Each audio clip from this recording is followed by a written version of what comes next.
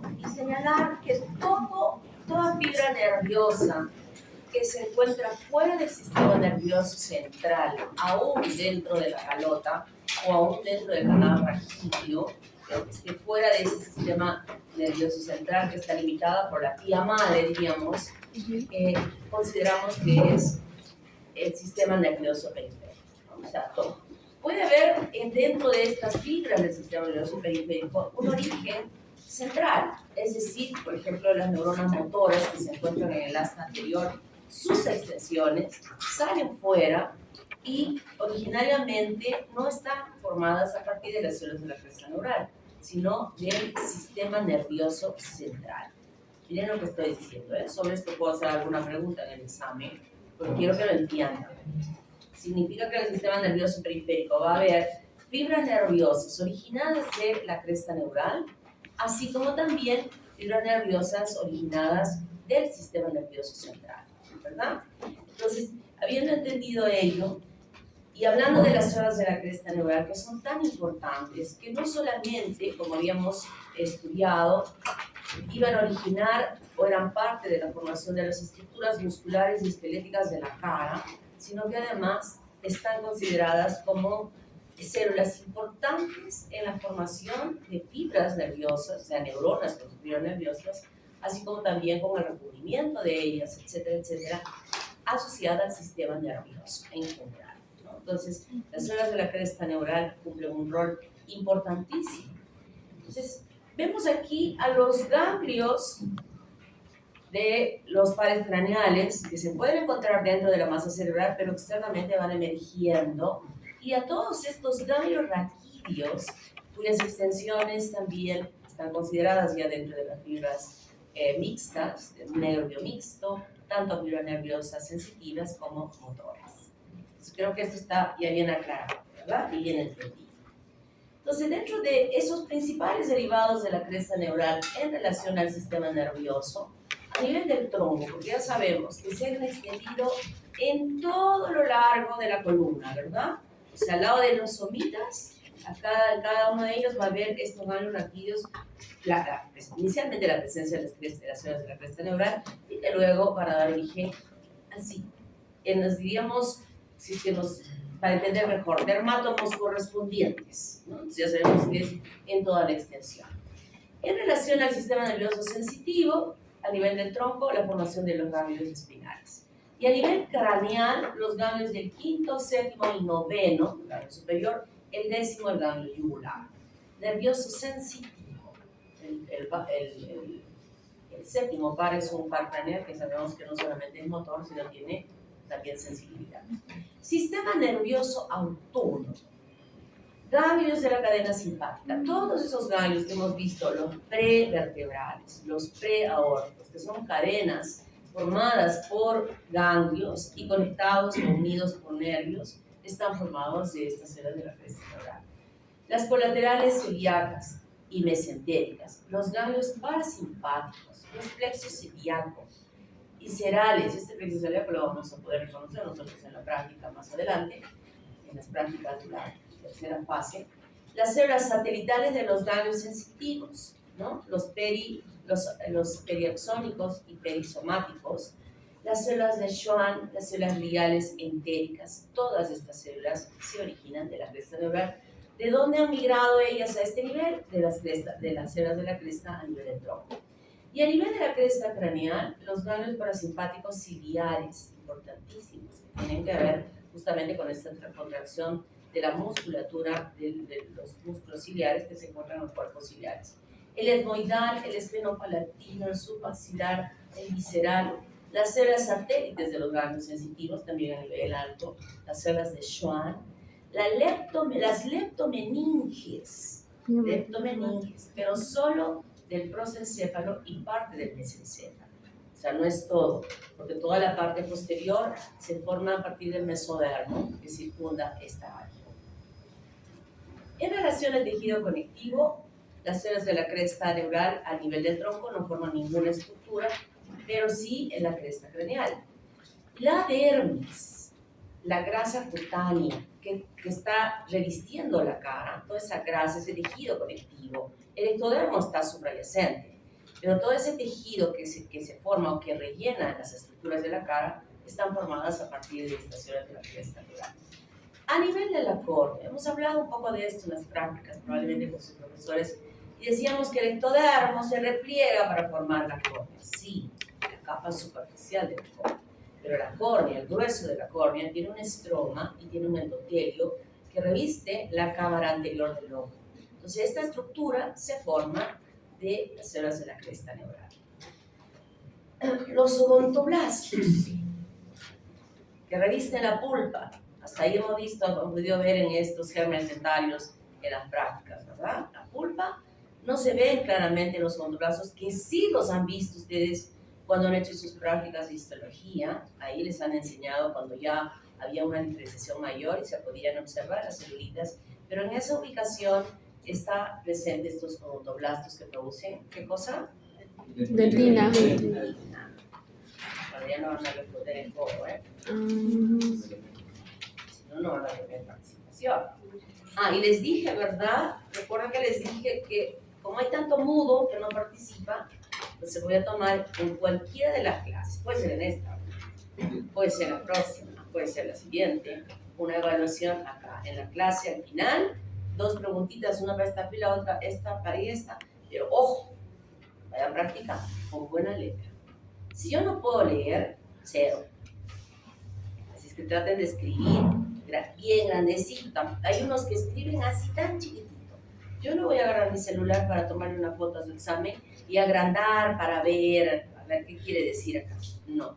Simplemente, si no lo entiendo, no lo voy a... Yo pongo 0, no voy a calificar. ¿Está claro? Si ustedes sí van a ser médicos, todavía pues deben tener buena letra, ¿no? Se supone. La mala letra ya viene después, más adelante, no ahora. Es que si no escriben bien, no voy a calificar. Tejido conectivo, y hemos dicho, del estroma glandular.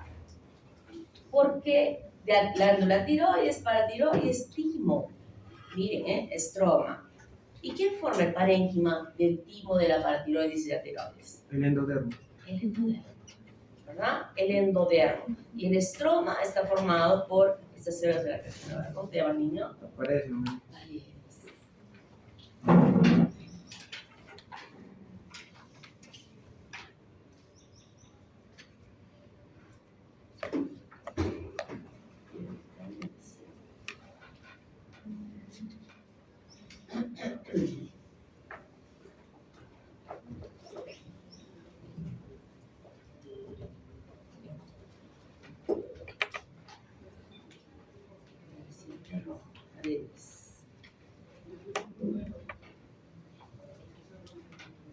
Y de las glándulas salivales y lacrimales. ¿Y quién forma el parénquima de estas glándulas?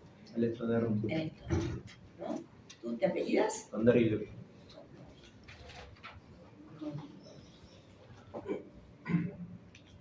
Así es. Tracto de salida del corazón. Ese corazón que ahorita en unos minutos les voy a explicar sobre el corazón, que una parte de ella que ya en las prácticas hemos dicho, miren el tubo cardíaco, y hemos visto la secuencia, estamos viendo la secuencia de esa transposición de la aorta y el tronco pulmonar, ¿verdad? Esto que está pasando así y que estamos viendo esos giros, esa división que se produce en espiral está formada, las celulitas, estas que van a formar esta división, se originan de las células de la cresta neural. Si no han migrado adecuadamente a esta posición, van a haber muchas malformaciones en la formación de estos 2 vasos importantes. Las válvulas semilunares cardíacas, las paredes de la aorta y otras arterias derivadas del callado aórtico, músculos ciliares, músculo liso vascular. Miren hasta dónde llegan a formarse estas células, tal potencial de diferenciación por una orden molecular para que esto desarrolle. En músculo, a nivel del tronco, ninguna. Pero a nivel craneal, yo ya no lo he escrito acá, pero ustedes lo saben. Son todos los músculos que están dentro de los arcos faríngeos, ¿no? Todos ellos, los músculos de expresión y los de la masticación. Y los de la deglución. Bien. Les puedo preguntar, ya lo hemos estudiado, pero lo puedo preguntar para este examen. Las células pigmentarias en todo nuestro cuerpo. En todo nuestro cuerpo produciendo unas células que se llaman melanocitos. que producen melanina, ¿verdad? Entonces puede ser una falla en la migración de las células a la superficie de todo nuestro cuerpo y que no se desarrollen estos melanocitos, o puede ser una falla funcional en relación a la no producción de una enzima que es la responsable de finalmente, a partir de un sustrato, producir este pigmento. ¿Cuál es esa enzima? Tirosinasa. Tirosinasa, ¿verdad? Eso lo hemos estudiado en histología. ¿Cómo te llamas, niña? Salas López. Salas López. Tirosinasa. Células endocrinas y panendocrinas. Médula de la glándula suprarrenal, ya lo hemos comentado N veces, que producen las catecolaminas. Otro tipo de células neurosecretoras en el corazón y en los pulmones, y también hay en la parte digestiva. Cresta craneal, los cuerpos carotídeos, las células parafoliculares, que ya habíamos hablado, ¿verdad? Y que iban a desplazarse a la glándula tiroides.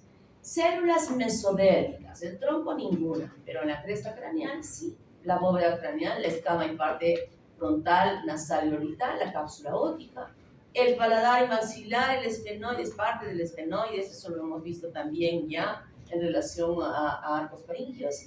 Las trabéculas, parte de ellas, las trabéculas craneales. Cartílagos viscerales, muchos de ellos en la parte de la cara. Y los cartílagos del oído externo, donde participan tanto el primer arco como el segundo arco en esa formación. Cuando hagamos oído en la quinta semana de esta fase, hablaremos sobre ello. Entonces, todo lo que está pintado aquí de verde, desde la parte no superficial, porque obviamente la superficial es el epidermo, pero los tejidos subyacentes en toda esta área derivadas de los arcos faríngeos se originan en la estructura ósea, en el tejido conectivo, muscular, se forman de estas células de la cresta neural a nivel encefálico. Pero a nivel del resto del cuerpo, ya hemos visto, o sea, también tiene gran importancia en la formación del ganglio raquídeo, de los anficitos perisomáticos periaxónicos, de las células de Schwann, de los ganglios simpáticos de las células multipolares o bipolares que pueden existir ahí, médula de la glándula suprarrenal, plexo prevertebral, preaórtico, las células que se encuentran en los plexos de Meissner y Auerbach a nivel del intestino, todas las células pigmentarias, todas ellas a lo largo de todo nuestro cuerpo se van desarrollando. Entonces nosotros vemos acá que todo lo que está afuera en relación al sistema nervioso, decimos periférico, aunque haya nacido la fibra aquí en el asta anterior, pero está externa. Y solo hablamos de aquí, del sistema nervioso central, cuando está dentro de la médula misma y dentro de la calota. Esto quiero que lo entendamos bien porque va a haber situaciones donde se pueden presentar, lo vamos a ver en unos minutos, el tipo de malformaciones que podrían estar desarrollándose relacionadas a este sistema nervioso periférico. En esta imagen, lo que ya habíamos visto en una clase, este asta intermedia, muy importante, porque aquí se encuentran las neuronas motoras del sistema autónomo, de ese que no comandamos nosotros, de ese que no le ordenamos, sino que funciona automáticamente. Y tenemos aquí al ganglio raquídeo, ya lo conocemos, que va a transportar hacia... Estas son neuronas motoras, no sensitivas, son motoras. Entonces salen por la raíz central conjuntamente con la raíz, las fibras motoras del asta anterior, y luego forman la raíz mixta a este nivel, y de ellas se desprenden las ramas comunicantes blancas hasta un ganglio simpático, donde hace conexión con las neuronas que se ubican allí, y luego se desprenden otras fibras para integrarse a las fibras que van a ir por todo lado, hasta la piel, y es la rama comunicante gris. Ustedes saben que la sensibilidad de la piel es llevada hacia este ganglio por las terminaciones nerviosas, ¿no? Eso lo hemos estudiado en neuroanatomía, en histología, y en fisiología lo van a volver a hacer. Pero esas fibras que están llevando el dolor vienen, o sea, se unen las fibras, pero aquí tienen otro rol, otra función, las ramas comunicantes grises, que van a inervar al músculo erector del pelo o las glándulas sudoríparas que se ubican a nivel de la piel. Y que sin que querramos, estas van a funcionar.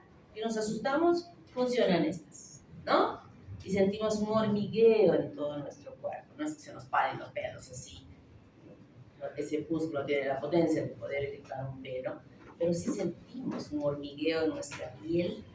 Eso que decimos ras, ¿no? Sentí un ras. Ese ras es el hormigueo que sentimos y es por la contracción de este músculo que es totalmente autónoma esta orden. O que sudemos, ¿no? Sudemos en situaciones de estrés o de angustia o de ansiedad, pero también como un mecanismo importante para regular la temperatura, ¿verdad? O sea, cuando hace calor sudamos y está liberándose el calor del cuerpo como algo autónomo en protección del cuerpo. Y estos mismos ganglios simpáticos tienen conexiones con otros ganglios y otros plexos que se encuentran sobre todo a nivel abdominal para inervar, hacer conexión con los plexos de Meissner y Auerbach y cumplan este rol importantísimo del peristaltismo. Independiente. Nosotros decimos el intestino, muévete. No, esto es totalmente, esa motricidad es totalmente autónoma.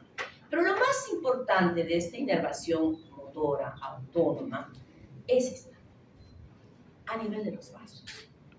Y aquí sí, no podemos regular, no podemos hacer nada. Es el sistema autónomo que dice acá, necesitamos que se ahorre el contenido del volumen a nivel de los vasos sanguíneos porque está sangrando. Necesitamos que se pueda, alguna situación que pueda hacer que más bien haya una vasodilatación o una vasoconstricción. Entonces, este funcionamiento de los vasos está regulado por este sistema autónomo, importantísimo en el funcionamiento de nuestros órganos que van a repercutir en la vida de las personas. Entonces, el resultado anormal de la migración, de la diferenciación, de la ausencia o del incremento de multiplicaciones celulares puede mostrarnos diversas anormalidades. Y eso se llama neurocristopatías relacionadas a estas células de la cresta neural. Y tenemos, por ejemplo, defectos de migración en relación a la enfermedad de Hirschsprung o megacolon agangliónico. Esto seguramente ya lo están revisando ustedes para los casos clínicos, porque son los casos que vamos a tener. El niño nace y no puede eliminar el meconio. Eliminó muy poquito. Y al eliminar un poquito, la primera deposición que hace el niño se llama meconio. Y es de color verde petróleo. Entonces se ve en el pañalito este color verde petróleo. Y el solo ver ya nos hace sentir bien. ¿Por qué? Porque estamos pensando que no hay una obstrucción en ese tracto intestinal. O sea que la causa de que no evacúe las deposiciones no es una obstrucción, no hay un cierre del intestino. Inmediatamente pensamos que debe ser otra la causa. Empieza a haber valoramiento abdominal con el agua o la lechecita que haya tomado, pero no está evacuando, se le toma una radiografía y se ven niveles hidroaéreos en el intestino. Y se ve una masa que está ocupando el sigmoides y que no ha sido evacuada. Entonces este ya es un diagnóstico que se tiene de que ahí está haciendo esta enfermedad. Inmediatamente se le hace una cirugía al recién nacido que se llama colostomía. Se le corta a nivel del colon transverso arriba para que por ese orificio evacúe las heces. Y va evacuando. Evacúa, se permite que el niño gane un poco más de peso. Cuando haya ganado más peso y esto que está dilatado vuelva, porque las heces van a empezar a proceder o se facilita la expulsión por el ano y luego ese diámetro dilatado del colon va a reducirse, ¿no?, al tamaño normal del colon que está normal, porque lo que se ha dilatado es la parte, se dilata en aquella parte posterior a donde no hay estas células de plexos, los plexos de Meissner y Auerbach, ¿no? Entonces, luego que ya el niño ha alcanzado un peso, que puede ser sometido a una cirugía mayor, la radiografía ya nos muestra que el volumen o el diámetro es homogéneo, se hace la cirugía. Y la cirugía va a consistir en retirar ese segmento de intestino donde no esté presente los plexos de Meissner y Auerbach. Y se hace en una cirugía con biopsias por congelación. ¿En qué consiste esto? Usualmente este es un procedimiento que se hace en el cáncer, cuando se opera a un paciente de cáncer y se manda inmediatamente el tejido a patología para que se congele ese pedacito de tejido que se ha enviado y con una cuchilla especial se corta. O sea, no va con la parafina, ustedes han estudiado, no, se congela y con la cuchilla especial igual se cortan unas laminitas finitas de tejido, se colorea inmediatamente con HY y se visualiza en microscopio. Esto es lo que se hace. En el hospital del INEM en Lima, asumo que aquí también debe ser, pero como yo hacía mi rotación de patología en el INEM, las salas quirúrgicas están en una sola posición, desde todos los pisos. Y tienen montacarga que va bajando de cualquiera de los pisos, va bajando los tejidos para que en un ambiente especial que está ya provisto allí, se esté haciendo estas biopsias por congelación. Inmediatamente por teléfono se responde, ya no hay células neoplásicas, ya no existe eso, pero cuando esta cirugía se hace, por ejemplo, acá en Arequipa, en el Hospital Seguro, el auxiliar va a ir volando, llevando el vaso intestino hasta patología para que se haga la biopsia, y otra vez volando, porque decimos, no hay plexos en médula ovar. Todavía no hay, siguen cortando. Tampoco hay, siguen cortando hasta que dice, sí hay plexos en médula ovar. Y cuando ya dicen que sí hay, entonces se unen los extremos del intestino, se unen, la colostomía sigue abierta, y que usualmente cuando se hay una cirugía de intestino, el intestino queda paralizado, ¿no? Hasta que empieza a funcionar, va evacuando ya por el ano y ya menos heces por la colostomía, hasta que por la colostomía no sale nada y sale por el ano, ¿no? Entonces se hace el cierre de la boquita que se ha hecho el corte en el colon transverso y se ha podido resolver el problema. ¿Qué ha pasado ahí?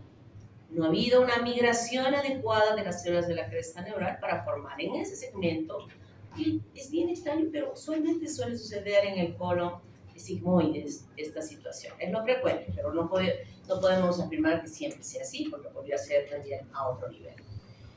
A nivel craneal, defectos de septación aortopulmonar. Acabo de decir que esa división de las crestas vulvares, que así se llaman, no van a estar presentes, entonces ya se puede imaginar que no va a dividirse el aorta ascendente con el tronco pulmonar. Defectos de la cámara anterior del ojo, no hay formación de estroma ni de endotelio.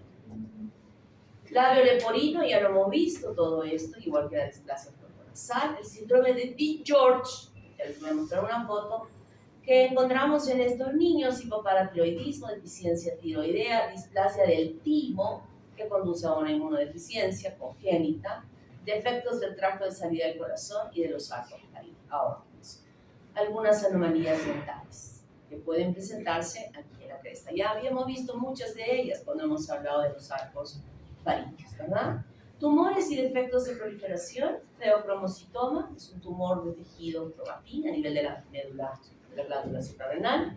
Neuroblastoma, igual ahí mismo, y también puede comprometer a los ganglios autónomos o ambos. Son tumores que se desarrollan en ese niño, usualmente cuando son niños es que se llega a observar esto. Carcinoma medular de tiroides en relación a tumores de las células paramoleculares, estas que se habían formado a razón del cuerpo último braquial, ¿me acuerdan? Tumores carcinoides son tumores que se producen usualmente en el tracto digestivo y con mayor frecuencia a nivel de el apéndice secal. Entonces, a veces la apendicitis que un paciente pueda tener y que ha sido diagnosticado como tal y que ha sido operado como tal, puede estar encubriendo la presencia de la tumoración. O sea, el tumor, el cáncer, ha propiciado que se desarrolle esta apendicitis. Entonces, es ya de ley, de norma, toda pieza operatoria que se haga, por más que yo vea la salchichita del apéndice, ya es una apendicitis, y tirarla a la basura. No. Todo tejido que sostiene el cuerpo debe someterse a un estudio anatomopatológico. Esta salchichita que pudieron haber sacado diciendo que era apendicitis, sí, había infección, porque obviamente propició la tumoración esta, ¿no? O sea, ni siquiera es que sea un tumor, sino que empieza a extenderse en la mucosa, por dentro del apéndice. Se saca el apéndice y luego de un tiempo muy corto, porque este es un cáncer muy agresivo, ya hay metástasis en todo el cuerpo, ya no hay nada que se pueda hacer.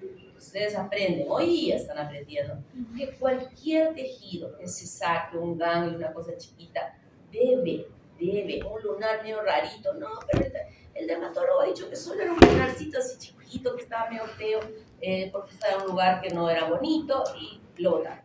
No, ese lunar chiquitito hay que estudiar, ¿está claro? Porque después vienen las situaciones muy dolorosas para las personas. Neurofibromatosis o enfermedad de von Rickenhausen. Justo ayer estaba conversando y me gusta ir a comer a la cafetería cuando puedo. Y no me gusta ir donde al fondo, donde están los profesores, sino me gusta sentarme en la mesa cuando veo a algún chico de medicina que está por ahí y me pongo a conversar con ellos. Y me comentaba una niña, doctora, he visto ayer, ella está en semiología, he visto lo que usted nos enseñó de la neurofibromatosis. ¿En serio? Sí. ¿Y cómo era? Tenía o sea, ahorita les voy a mostrar la imagen, yo dije, como chocolate, no, tenía más, tenía las bolitas de la conversión. Yo en mi vida había visto solo una vez como chocolate, una manchita de chocolate, pero esta niña ha visto algo más. Entonces, de repente no lo van a ver nunca, pero podría ser como el caso de ella que sí lo vio. El caso del albinismo, que habíamos dicho ya que estas células no se diferenciaron bien, no hubo enzima o no migraron, ¿no? Y todos sus tejidos que debieran estar pigmentados no están pigmentados y eso lo llamamos albinismo.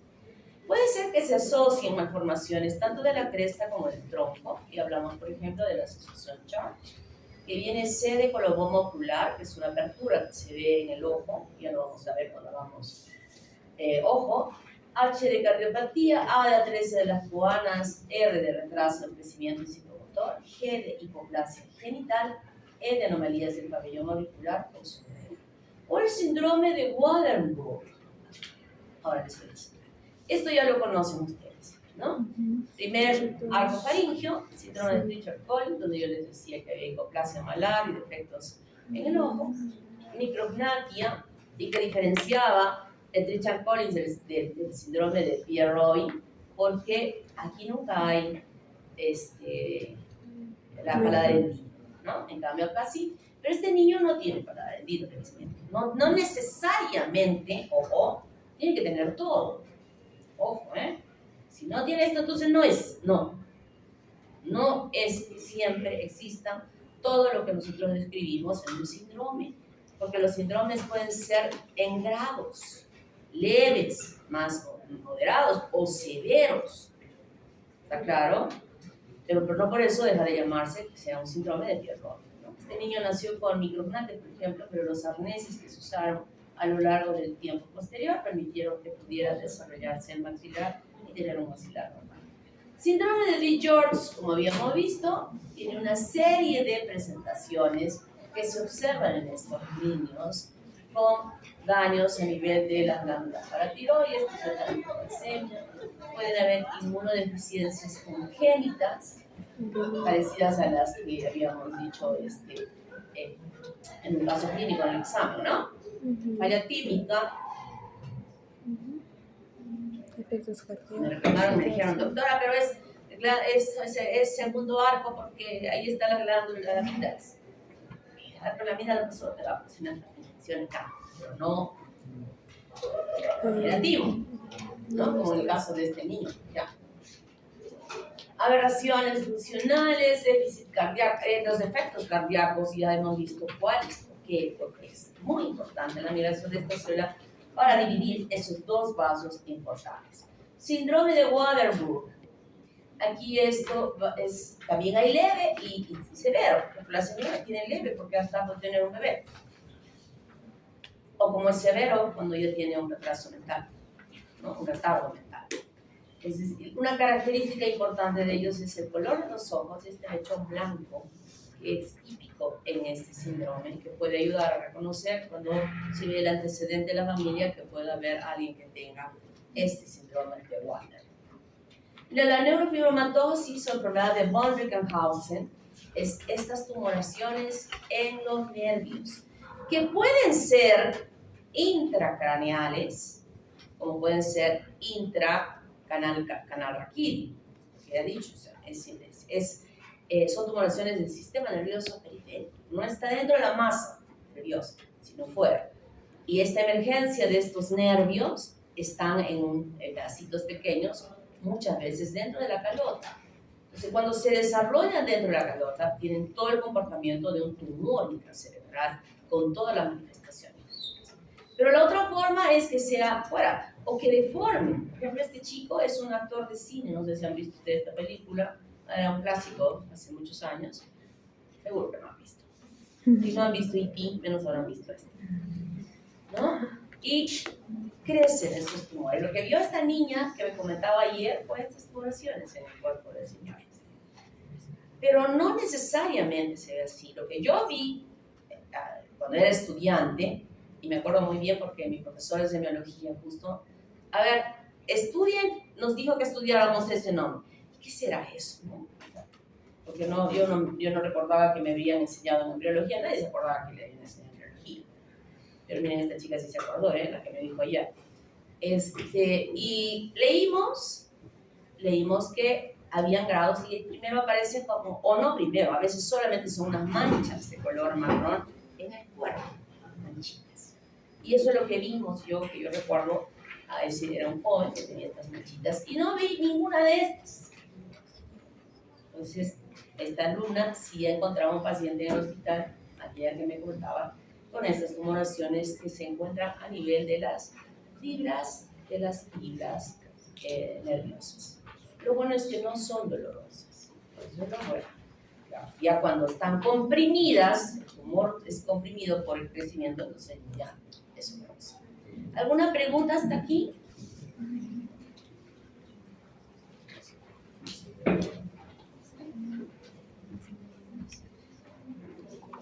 Entonces seguimos con corazón. Rapidito. Ya parte de este corazón les han estado aplicando en sus clases, ¿verdad?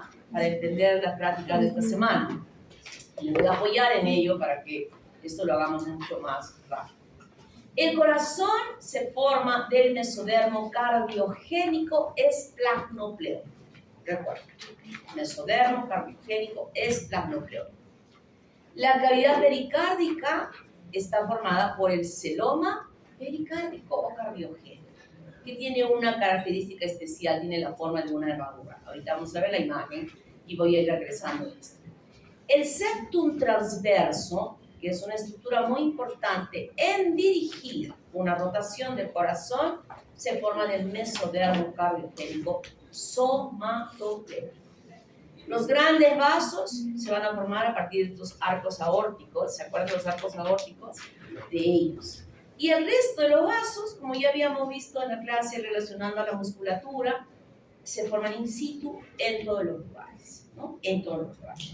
Entonces, cuando yo digo que se forma del mesodermo esplasmopleónico cardiogénico, quiero remontarme a una situación que ya la conocemos. Dijimos en la formación del disco embrionario que se formaba la línea primitiva, ¿verdad? Esa línea primitiva que se extendía a la parte caudal casi hasta la mitad. Lo primero que sucedió con estas líneas primitivas es que las celulitas migraban y reemplazaban a las células del hipoblasto y formaban el endodermo. Si ya no tenemos hipoblasto, no endodermo, y tenemos un ectodermo y un endodermo.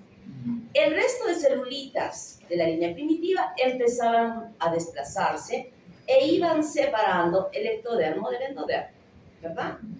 O sea, aquí entre mis dos manos se iba ubicando esta tercera hoja embrionaria. Y ellas, porque dije que la línea primitiva llegaba a la mitad del disco, entonces se desplazaban lateralmente y también hacia adelante, ¿verdad? Se iban para adelante, para adelante, para adelante. Y hubieron dos lugares donde el ectodermo y el endodermo se mantuvieron juntas. Adelante, membrana bucofaringea y atrás la membrana. Pero por delante de esta membrana bucofaringea, esas células mesodérmicas de la línea primitiva seguían yendo. O sea, se fueron por todo lado en el disco, pero no pudieron separar estas dos membranas que las tenemos acá. Esta y esta. Pero se iban a los lados, se vino hasta por acá adelante. Todo esto que estoy señalando con el punterito estaba, o encontrábamos 3 hojas centrales. Hasta ahí, clarísimo, ¿verdad? Después vimos que se formaron, a partir de estas hojas del mesodermo, se empezaron a organizar para formar los somitas. Somita, y al lado ese mesodermo formaba el mesodermo somítico paraxial, el intermedio y el lateral se abría. Se abrió en un mesodermo somatopleórico y uno esplagmopleórico, ¿verdad?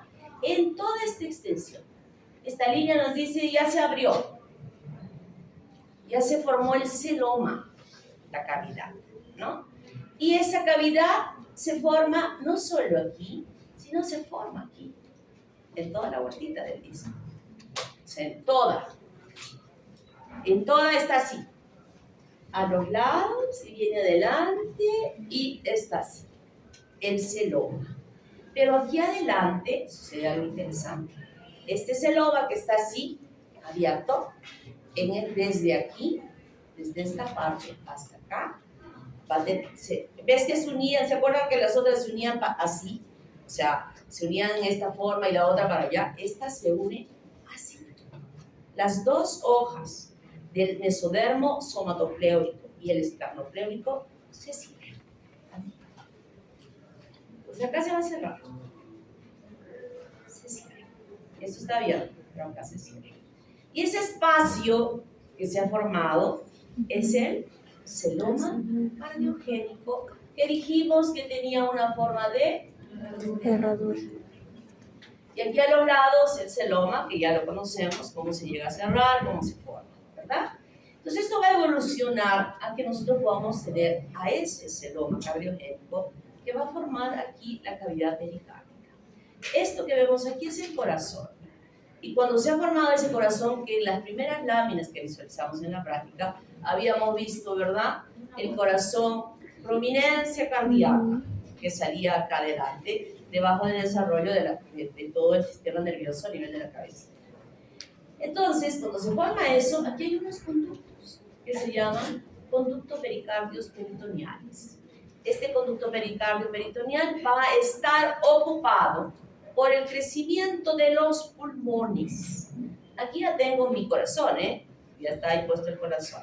Entonces este espacio se va a llenar por los pulmones y aquí abajo va a estar la cavidad peritoneal. Esta cosita que ven aquí, esta línea gruesa que está aquí, se llama septum transverso. Esta que está acá. Ahorita vamos a explicar cómo es que se forma. Entonces, para entender lo que acabo de explicar, le vamos a quitar a este disco la placa neural. Le hemos pelado la placa. Y debajo de la placa, ¿qué está? La notocorda. Y a los lados de la notocorda están los somitas. Y al lado del somita está el mesodermo interno. Y el mesodermo lateral se abrió. Se abrió en mesodermo somatopleórico. Y este es la ¿Y esta es la cavidad? Celoma intraembrionario. Seguimos para arriba y es igual. Seguimos un poco más allá y miren lo que encontramos. Que estas 2 hojas, ¿qué les ha pasado? Se cerraron. Y se cerraron en toda la vuelta. Lo que les decía, acá adelante sucede algo diferente. Se cierra. Pero si ustedes observan, hay algo más. ¿Cómo se llamaba este mesodermo? Somatopleórico. ¿Y este? ¿Y qué ven en el esplagmopleórico? Unos tubitos. Un tubito acá y otro tubito acá. Y ese es el tubo que se está formando del corazón. Ahí se va a orinar el corazón. ¿Ya? Son 2 tubos cardíacos que van a dar lugar a la formación del corazón. Y nosotros vemos que esto está más allá, ahí está el tubo cardíaco, pero aquí se ve una sombrita como que se ha extendido hacia adelante. Está extendida, ¿no? Hay unas lineecitas ahí, quienes están atrás seguro que lo están viendo, pero acá hay unas sombritas que en su computadora sí la van a poder ver. ¿Entendieron cómo es que se cerró y dónde se está formando ese tubo cardíaco? ¿En el mesodermo? Por eso en la primera diapositiva hemos dicho mesodermo es plato pleurico cardiogénico. Porque desde esta parte para acá, por aquí, miren, a esta altura donde está mi puntero, debe estar la membrana bucofaríngea. Y esto se está desarrollando por delante de la membrana bucofaríngea. ¿Está acá? Miren, esta es la membrana bucofaríngea, la placa neural. Y en esto rojito es el tubo cardíaco, corazón, que se ha formado en el mesodermo. Esta cavidad es el seno. Y al frente está el mesodermo somato. Pero esta es la membrana bucofaríngea. Y aquí está, acá arriba, está este tubo. Entonces, ¿qué va a pasar? Va a ser esto. Y va a quedar acá, con ese gran esbozo cardíaco que ustedes han visto en sus clases, ¿no? Y la membrana bucofaríngea va a quedar aquí, y obviamente el crecimiento del tubo neural va a crecer, aparecen los arcos faringeos para la formación de la cara. ¿Y qué más vemos acá? ¿Cómo se llamaba esto? Y en las paredes del saco vitelino es el lugar importantísimo para que se forme la circulación sanguínea en este tiempo de desarrollo del embrión. La sangre que va a circular por todos los vasitos, por ese tubo cardíaco que está formando, se forma aquí.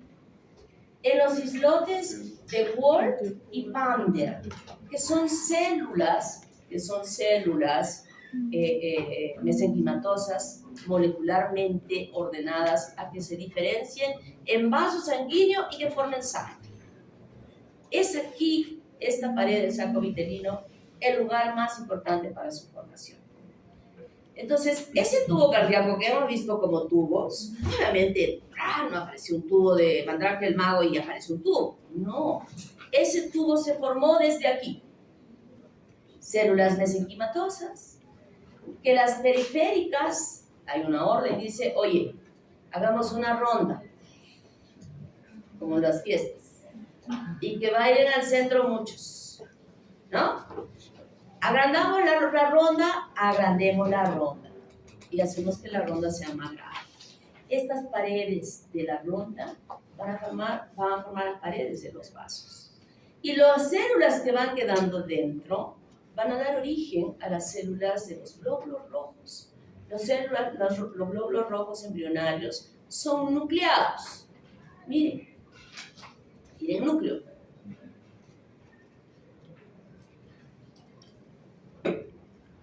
Y esto, así con esta explicación que les estoy diciendo, se ha formado aquí. ¿Cómo se llamaba este pedazo? Mesodermo estratopleurótico. Y aquí están, miren los islotitos, los acúmulos que se están organizando para que en este mesodermo se forme el tubo cardíaco. Y de esa manera se forman estos dos tubos cardíacos que están así lejos, uno acá y otro acá.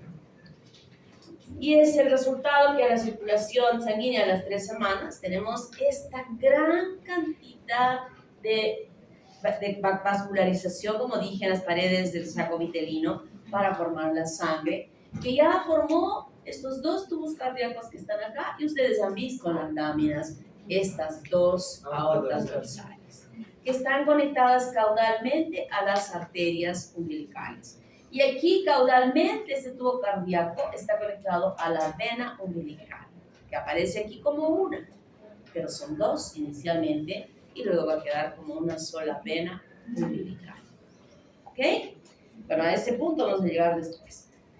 Y luego esos dos tubos cardíacos se unen y al unirse forman un solo tubo cardíaco que en sus extremos cefálicos no se llegan a cerrar, están abiertos. Y en sus extremos caudales tampoco se cierran, están abiertos. O sea, solo diríamos que en la parte central estos dos tubos han hecho esto. Se han juntado y han formado una sola cavidad. Y en la parte cefálica de este tubo se forma una estructura que se llama saco aórtico, a donde están conectados todos estos arcos aórticos para un lado y para el otro lado, que estuvieron metidos dentro de los arcos faríneos, ¿se acuerdan? ¿Va? Y luego, en la parte caudal, está conectada a lo que se llama el seno venoso, y el seno venoso tiene dos cuernos independientes, y cada cuerno recepciona tres venas. Una que es la vena vitelina, otra que es la vena umbilical, y la otra, esta aquí chiquitita, es el conducto de Cuvier o cardinal. Y este conducto de Cuvier o cardinal común recepciona la sangre de la cardinal posterior. ¿Dónde estaba la cardinal posterior? A ver, levante la mano. Dime. En la cresta urogenital, ¿se acuerdan? ¿Cómo te llamas, niña? Guamaní.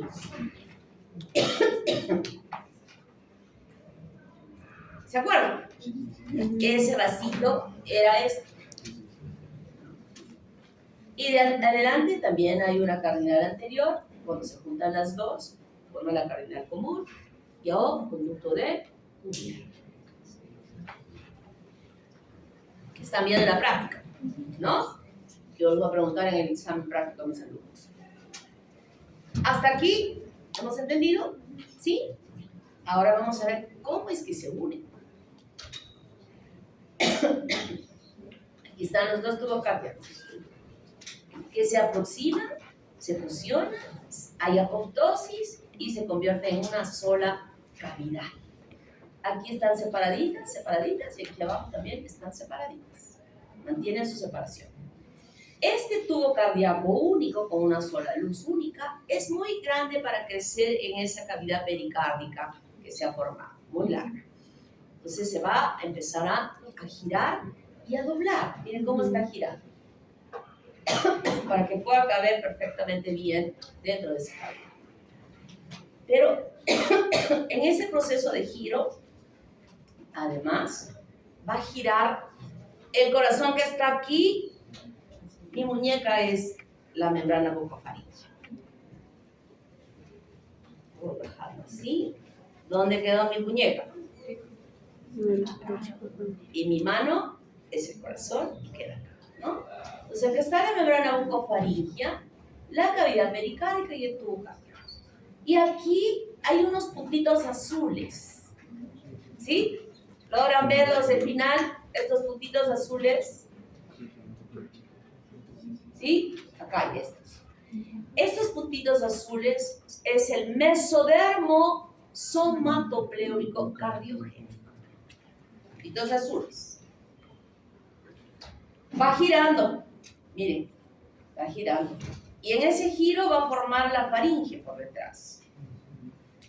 Y ya está viniendo para acá. Aquí están los puntitos azules en el mesodermo somatopleurico. Sigue girando y miren dónde se vinieron los puntitos azules. Yo dije que el mesodermo somatopleurico ayudaba a hacer este giro. Y este mesodermo somatopleurico forma esta estructura que se llama septum transverso. Y este septum transverso es una estructura importante. Niño, ¿estás hablando ahí? Es una estructura importante porque va a formar parte del diafragma. Miren, ¿hasta dónde ha girado esto? Lo que estaba acá ha girado porque va a ser parte importante del diafragma. Y no solo eso.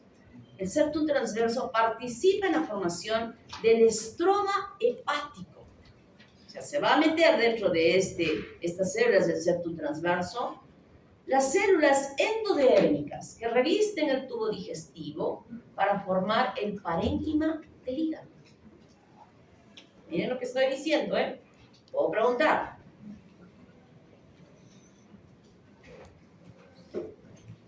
Y el corazón se plegó, se dobló, ¿no? El tubo se está doblando.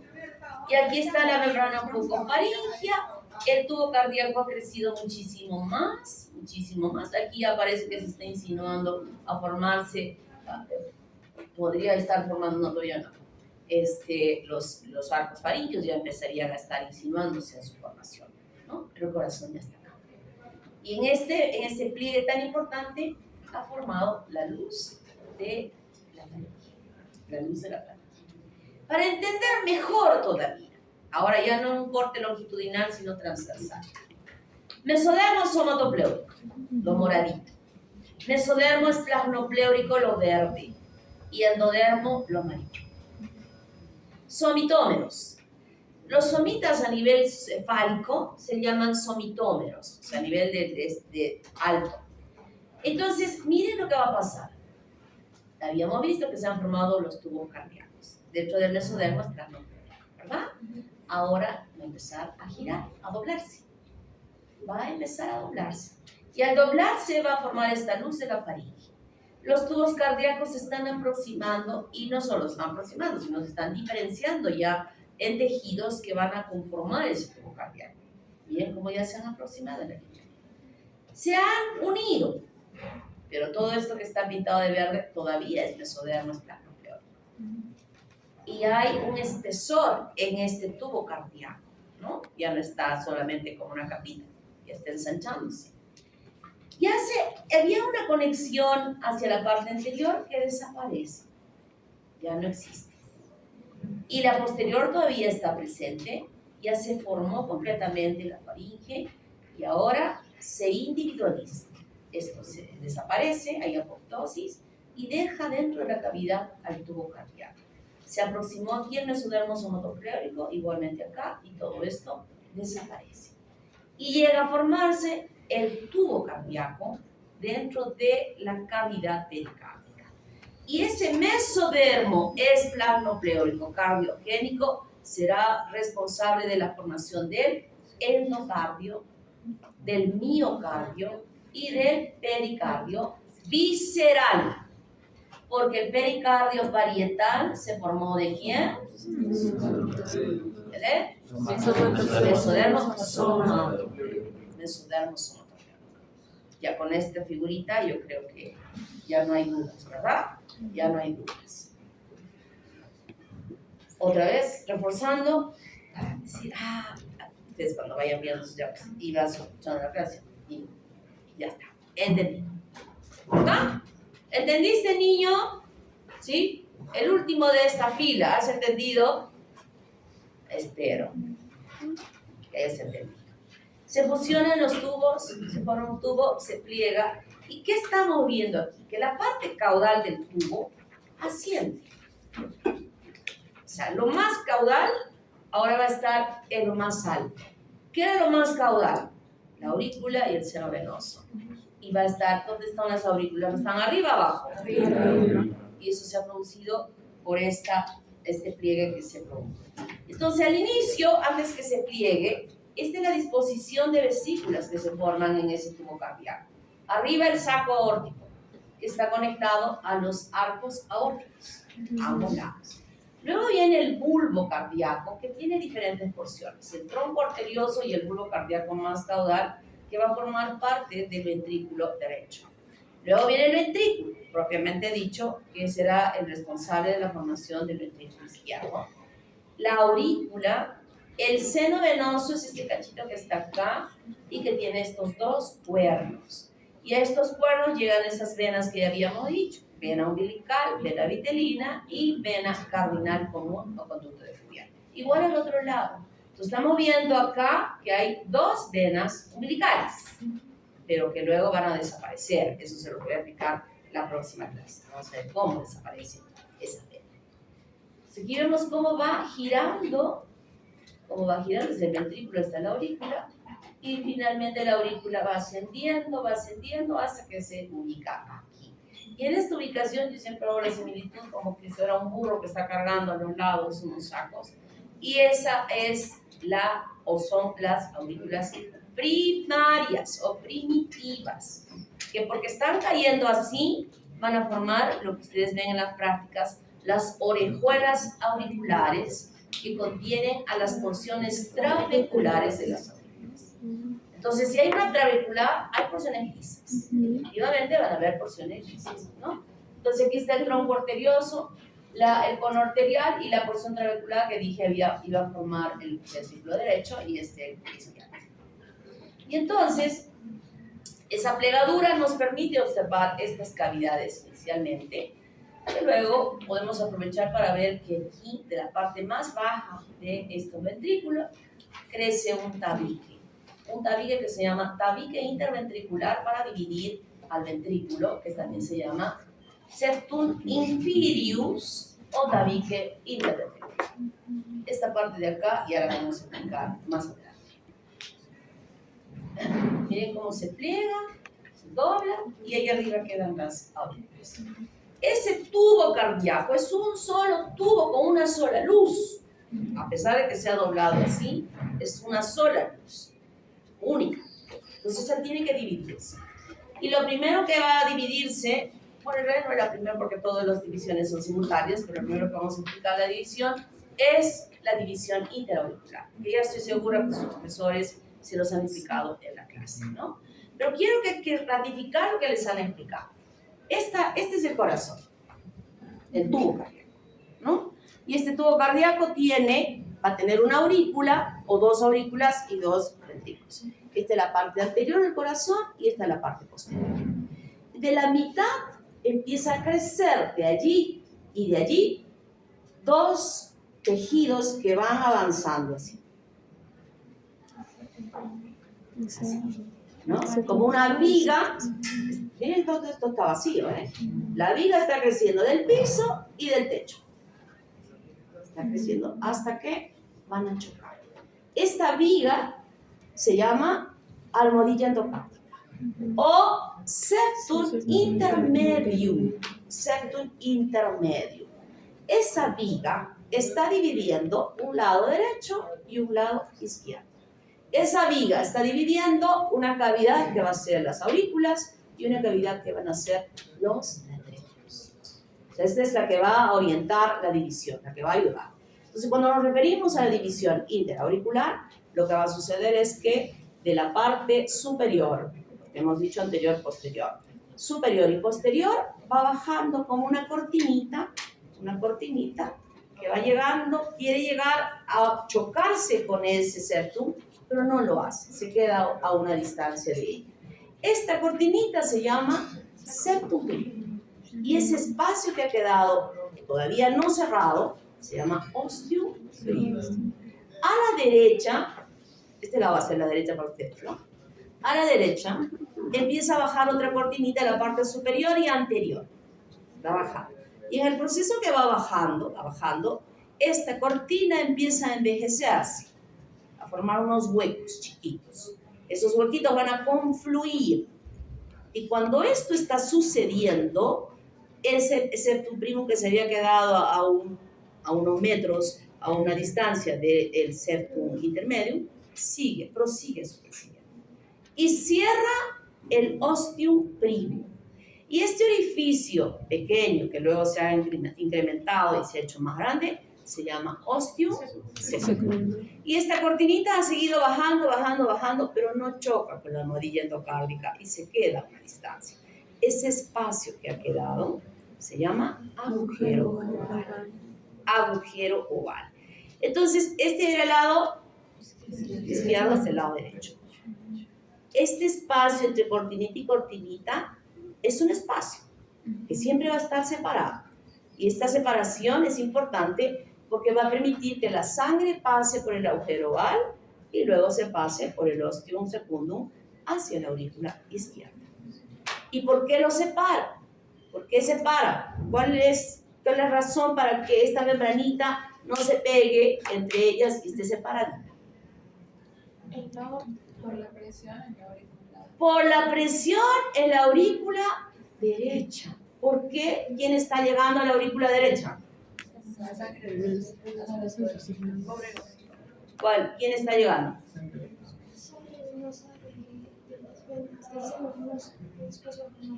Del seno venoso. No. Bueno, en ese momento todavía, en este momento de que estamos viviendo. ¿Está llegando sangre venosa de dónde?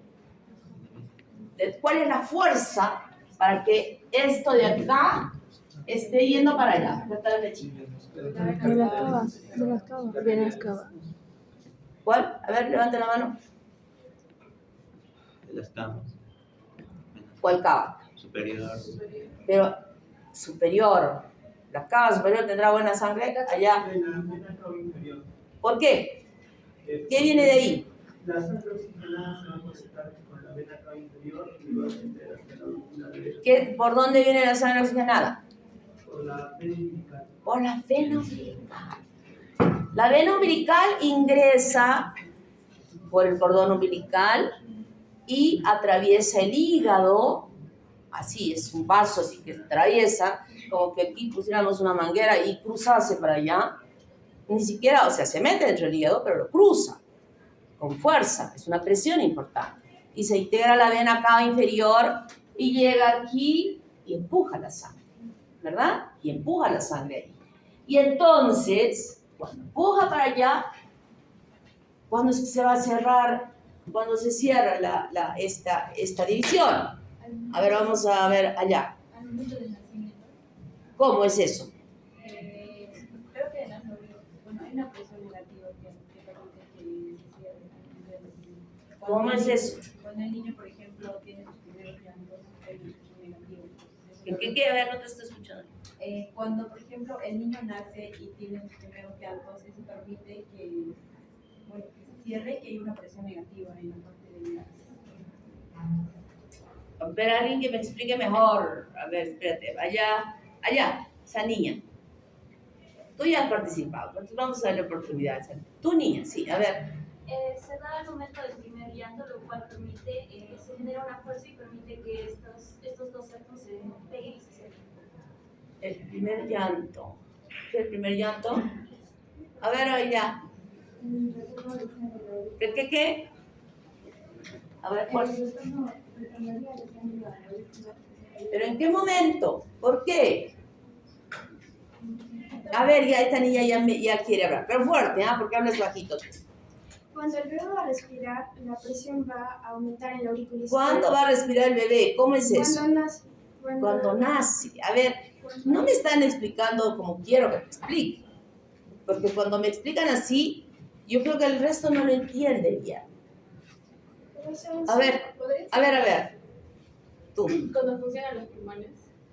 ¿Pero cuándo funcionan los pulmones? Cuando hay una inspiración. Cuando se han formado las sustancias. ¿Cuándo qué? Las sustancias surfactantes. No te vayas por ahí. Ahí todavía las sustancias surfactantes no tienen ninguna importancia. En los horas siguientes sí. A ver. Ingiere aire para que sea capaz de emitir el llanto, por ende se tiene que controlar la presión. Pero ingerir es pasar el contenido al estómago. Inspirar. Inspirar. El niño cuando nace hace esto. Y se produce una presión negativa en la cavidad torácica. Y esa presión negativa succiona la sangre que está aquí, que se ha pasado para acá, y que funciona ahora la arteria pulmonar. O sea, no solamente es cosa de oxígeno, sino funciona la arteria pulmonar que lleva toda la sangre por esa. Es una succión potente que ha arrastrado toda la sangre de la aurícula derecha hacia el pulmón. Entonces, toda esa sangre que está ahora en el pulmón retorna a la aurícula izquierda. Y la presión que había antes acá mayor, ahora la presión es acá. Y empuja al septum primum sobre el septum secundum y cierra el agujero cural. O sea, es la inspiración que hace que haya una presión negativa torácica para que ese pulmón, o sea, aquí están sucediendo dos cosas importantes. Está inhalando el aire, ¿no? Inhala y succiona la sangre hacia el pulmón. Esto que ustedes han visto en la práctica, este conducto arterioso también, ¿verdad? Que pasaba, derivaba, ya no. O sea, la succión es tan potente que el niño que nace, bueno, el niño que está mal, pero el niño que nace bien, después de que ha hecho esa inspiración, da un grito. El grito, o sea, no grita, ahí no es que está en el grito, ¿qué está haciendo? Está botando el aire. O sea, ya no hay presión negativa. Entonces el proceso es antes de que grite, en la inspiración. ¿Está claro? A ver, vamos a anotar allá. Guaranga, Flores. ¿Bien? Guaranga, Flores. Antes que me olvide, después me andan denunciando. Esta es la tercera clase, ¿no? Sí. ¿Quién más por allá? Sarmiento, Fernando. Sarmiento. Sarmiento. ¿Por allá? Cagua Velasco. ¿Qué? Cagua Velasco. Cagua Velasco. Ya, bueno. ¿Tu niña? Y tú Reguillo. Y tú, allá. Hernández Guzmán. Fernández Guzmán. Hernández. ¿Cómo? ¿Qué? Hernández. Hernández, porque no te estoy encontrando Fernández. Hernández. Ya. Muy bien. ¿Entonces han entendido? ¿Sí? Aquí una visión lateral, este es frontal lateral, miren cómo envejece con sus pantalones viejos, y luego se hace hueco y crece el septum secundum, y aquí podemos ver al agujero oval que está en la base o formada por el septum secundum, y aquí esta sombrita que corresponde al ostium septum. Lo mismo, miren, ¿quién es este? La rodilla endocárdica o septum intermedio. Este es el septum primum y este sería el ostium primum. Ostium primum. Miren, ostium primum. Ustedes dirán, ¿y para qué nos explica eso? Si igual este septum primum va a crecer y va a chocar acá. Pues les explico porque existe inicialmente este orificio que puede mantenerse así y ser parte de un SIA. Es una patología que se llama comunicación interauricular. Puede ser una de las causas. Como van a ver, otras más que nos las van a decir nosotros en la clase. Miren cómo crece el septum primum. El septum intermedio también está creciendo. Sí, porque ya les he dicho, todo es simultáneo. Todo es simultáneo. Ya creció el septum primum y empieza a crecer el septum secundum y ya se formó perfectamente el septum intermedio. Y tenemos esta imagen perfecta. ¿No? No toda la sangre se va por este agujero oval a la aurícula izquierda. Un mayor volumen de sangre viene al ventrículo derecho. Y deriva esa sangre a la circulación general. ¿Quién? Toda la sangre de aquí, que no va al pulmón porque el pulmón no funciona. ¿Cómo deriva al otro lado? Levanta la mano. Por el conducto arterioso. Medina Flores. Medina Flores. Muy bien. Me encanta porque creo que están atentos, ¿no? ¿Puedo tomar una pruebita hoy día o mejor la próxima? No, yo creo que la próxima. Entonces, miren, aquí tenemos el septum inferius que habíamos estado hablando, ¿no? ¿Cómo va creciendo? He hablado de las porciones trabeculares de la aurícula, pero hay porciones lisas de la aurícula. Y las porciones lisas son incorporaciones de tejidos que fueron parte de este tubo cardíaco y que se incorporó a formar parte de las paredes de estas aurículas para formar las porciones lisas de las aurículas. En relación a la aurícula derecha, quien va a incorporarse es el seno venoso y el cuerno derecho.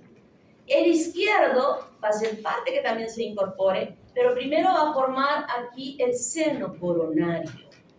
Y la parte que se apertura ya en la aurícula derecha va a tomar parte también para la formación de la porción lisa de la aurícula derecha.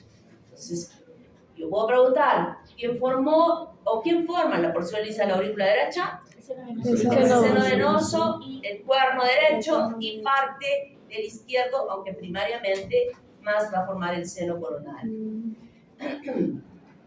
Miren, y cuando se está formando esto, cuando va formando, incorporándose, va a formar las aperturas de la cava superior y de la cava inferior en ese momento. O sea, he dicho, esta es una formación de quienes se agarran la manito y bailan, etcétera, etcétera. Está sucediendo en todos los lugares.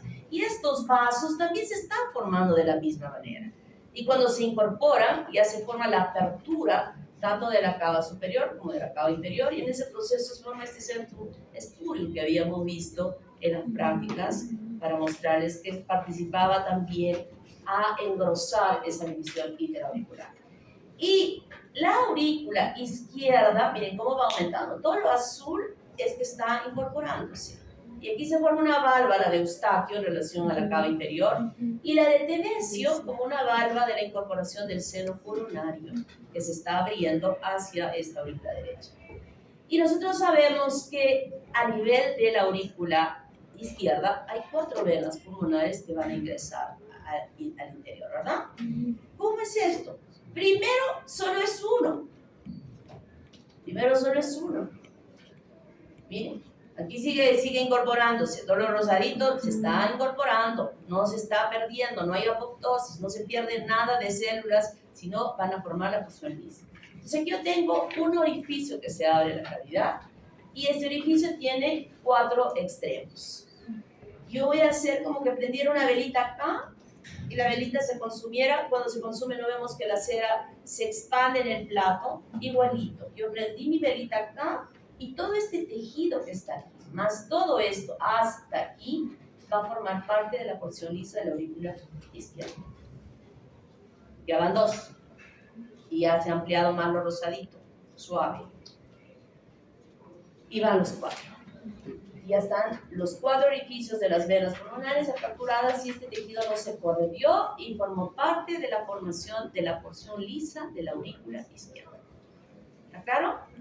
Muy bien. Y ¿cómo se forman las valvas auriculoventriculares? Las valvas auriculoventriculares se forman por la proliferación subendocárdica, que van a estar conectadas a las cuerdas tendineas y estas a su vez a los músculos papilares. Esto es muy importante porque la sangre va a pasar acá y cuando se llena el ventrículo, estas cuerdas van a impedir que las valvas se vayan así, hacia atrás, ¿no? Y se quedan ahí bien cerraditas. Y las valvas sigmoideas se forman por proliferación subendotelial, no subendocárdica, sino subendotelial. Cuando ya saben ustedes a qué me refiero de válvulas sigmoideas, ¿verdad? Y finalmente, porque ya no me va a alcanzar el tiempo, vamos a hablar de la división interventricular. Parte de ella ya hemos dicho, cuando se forma este septum inferius. Septum inferius que va creciendo, va aumentando. ¿Cómo se llama esto? Septum intermedio. Almohadilla endocárdica o septum intermedio. Entonces, este crecimiento del septum inferius está intentando llegar hasta a este septum para cerrar, pero no es así. No llega a cerrar. Va a haber un espacio, queda un espacio antes de que llegue a tocar justamente a la almohadilla endocárdica, que sería esta. Y este es un reborde cóncavo que queda de esa manera. Entonces, este hueco va a ser cerrado por quién. Habíamos dicho que parte de este tronco arterioso tenía que estar dividido para formar la aorta ascendente y el tronco pulmonar, por la presencia de las células de la cresta neural que iban a formar esta división que se llaman crestas vulvares, que van creciendo de un lado y del otro lado, así. Pero no crecen, o sea, como que fuera así, y luego esto crece así, y yo puedo mirar allá al fondo, por acá y por acá. No, sino crece en espiral, como una escalera en espiral, esas escaleras en espiral, exactamente igual. Entonces yo no puedo ver, si miro por acá no voy a ver al otro lado, porque va a estar, diríamos, impedida por esta formación, ¿no?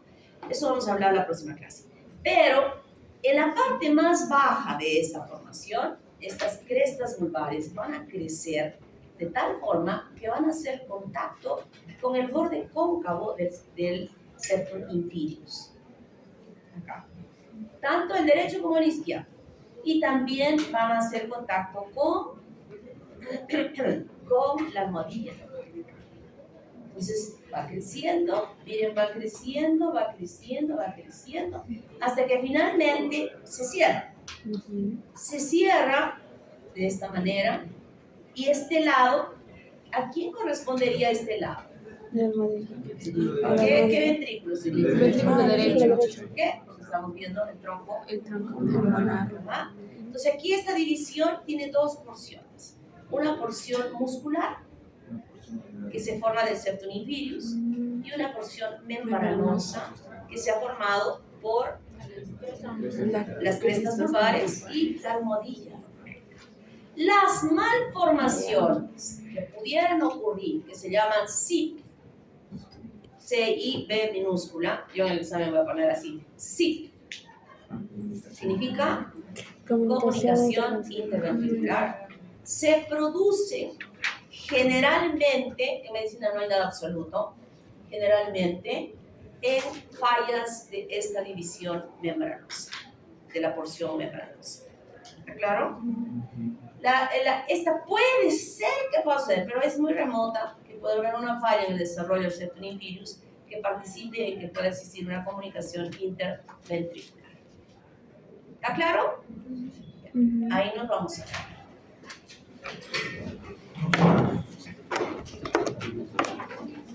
Nadie nos saca de esto. Nadie nos saca. Has hecho tu guía de fisiología.